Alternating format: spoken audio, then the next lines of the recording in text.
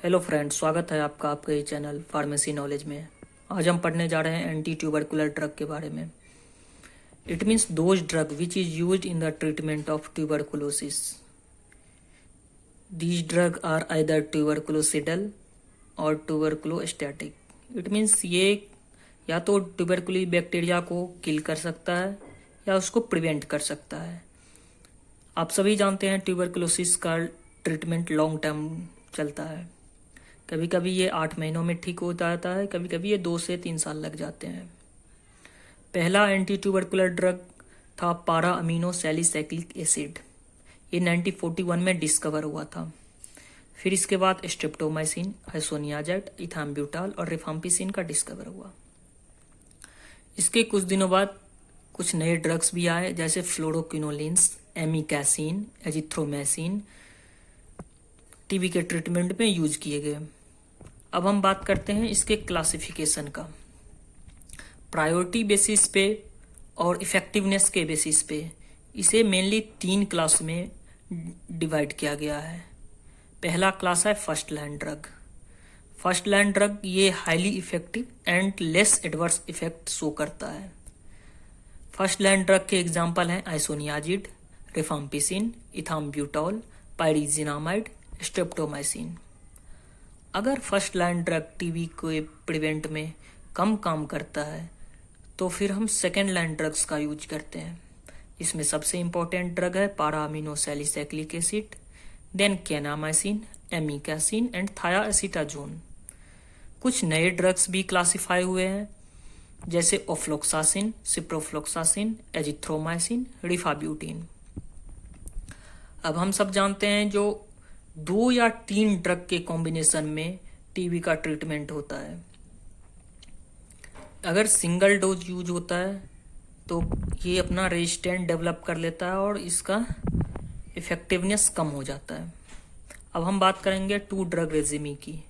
2 drug resume में सबसे famous है आइसोनियाजिड, 200 से 300 mg, या तो रिफाम्पिसिन के साथ यूज होगा या स्ट्रेप्टोमाइसिन के साथ या पारा अमीनो सैलिसाइक्लिक एसिड के साथ।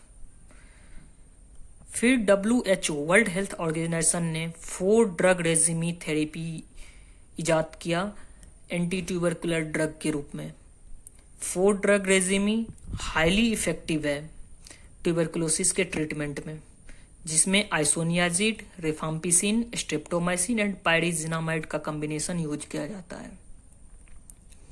अब हम बात करते हैं कुछ ड्रग्स के मैकेनिज्म ऑफ एक्शन के बारे में। इसमें पहला ड्रग्स हम बात करेंगे isoniazid. Isoniazid first line drug है। ये ट्यूबरक्लोसिडल एक्टिविटी शो करता है। इट मीन्स ये बैक्टीरिया को किल करता है। ये रैपिडली ग्रोइंग बैक्टीरिया जो हमारे बॉडी में है, ट्यूबरकुली बैक्टीरिया रैपिडली ग्रो कर रहे, उसको किल करता है। इसका मैकेनिज्म ऑफ एक्शन है, ये इंट्रासेलुलर बेसिली को पेनिट्रेट करेगा और माइकोलिक एसिड जो कि बैक्टीरियल सेल वॉल के सिंथेसिस में काम आता है, उसको इनहिबिट करता है, जिसके बैक्टीरियल सेल का डेथ हो जाता है। अगर ये सिंगल यूज होगा तो ये रेजिस्टेंट डेवलप कर लेगा और इसका इफेक्टिवनेस कम हो जाता है। इसके कुछ एडवर्स ड्रग रिएक्शन भी हैं, जैसे peripheral neuritis due to deficiency of vitamin B6 या पेरिडॉक्सोन यूरिन में ज़्यादा सिक्रेटेड हो जाने से पेरिफेरल न्यूराइटिस हो जाता है। अदर एडवर्स ड्रग रिएक्शन है नौसिया, वोमिटिंग के भी सिम्टम दिखेंगे, कन्वल्जन, चक्कर आना, माइल्ड फीवर भी आ सकती है। दूसरा इंपॉर्टेंट ड्रग है रिफाम्पिसिन। रिफाम्पिसिन ऑब्टेन्ड होता है स्ट्रेप्टोमाइसिस मेडिटेरनी से। यह ग्राम पॉजिटिव, ग्राम नेगेटिव और एंटी लेप्रोटिक केस में भी इफेक्टिव है। एंटी लेप्रोटिक केस में ये दूसरे ड्रग जैसे कि डेप्सोम के साथ रिफाम्पिसिन का यूज किया जाता है। ये ट्यूबरकुलोसिडल प्रॉपर्टी शो करता है। इट मीन्स ये ट्यूबरकुली बैक्टीरिया को डायरेक्ट किल कर सकता है। हाईली इफेक्टिव ड्रग है। अब इसके मैकेनिज्म ऑफ एक्शन की बात करते हैं। रिफाम्पिसिन इनहिबिट करता है DNA डिपेंडेंट RNA पॉलीमरेज को। आरएनए पॉलीमरेज प्रोटीन सिंथेसिस को इनहिबिट करता है ट्रांसक्रिप्शन लेवल पे, जिससे बैक्टीरियल सेल की डेथ हो जाती है। अगर प्रोटीन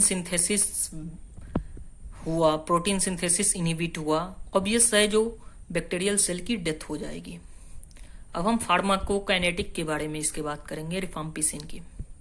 ये वेल एब्जॉर्ब्ड है जीआई ट्रैक्ट में, गैस्ट्रो इंटेस्टाइनल ट्रैक्ट में अच्छे से एब्जॉर्ब हो जाता है। अगर आप प्रेगनेंसी या कंसीव होने वाले हैं और आपने कंट्रासेप्टिव पिल्स ले लिया, तो ये नलिफाइज मीन्स रिड्यूस कर देता है इफेक्ट ओरल कंट्रासेप्टिव पिल्स को due to enzyme induce activity. ये 80% बॉन्ड होता है प्लाज्मा प्रोटीन के साथ और एक्सक्रीटेड हो जाता है बाइल में और यूरिन सेक्रेशन में। इसके भी कुछ एडवर्स ड्रग रिएक्शन है, जैसे हिपैटोटॉक्सिसिटी, गैस्ट्रोइंटेस्टाइनल डिस्टर्बेंस, हेडेक, चक्कर आना, स्किन रैशेस, फीवर, नौसिया, और लगातार यूज करने से रिफाम्पिसिन में यूरिन का कलर ऑरेंज रेड हो जाता है। अब हम बात करना चाहते हैं एक नए ड्रग पायरिजिनामाइड की। पायराजिनामाइड भी ट्यूबरकुलोसिडल एक्टिविटी शो करता है। ये एसिडिक मीडियम रिक्वायर्ड होता है ट्यूबरकुलोसिडल एक्टिविटी शो करने में। इसका मैकेनिज्म ऑफ एक्शन है इसका आइसोनियाजाइड के सिमिलर। इट मीन्स ये भी माइकोलिक सेल को डिस्ट्रॉय करता है, जिससे बैक्टीरियल सेल की डेथ हो जाती है। अगर पैराजिनामाइड ओरली टेकन होता है तो ये कन्वर्ट हो जाता है अपने एक्टिव फॉर्म पैराजिनाइक एसिड में बाय एन एंजाइम पैराजिनामाइडेज। और पैराजिनामाइडेज कहाँ प्रेजेंट होता है? ट्यूबरकुलर बैसिली में।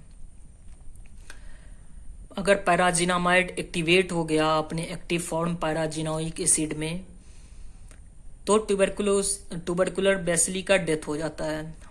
अब इसके कुछ एडवर्स ड्रग रिएक्शन है, जैसे कि हिपैटोटॉक्सिसिटी, गैस्ट्रोइंटेस्टाइनल डिस्टर्बेंस, एब्डोमिनल डिस्कम्फर्ट या एब्डोमिनल पेन भी हो सकता है, एनोरेक्सिया, लैक ऑफ स्लीपनेस।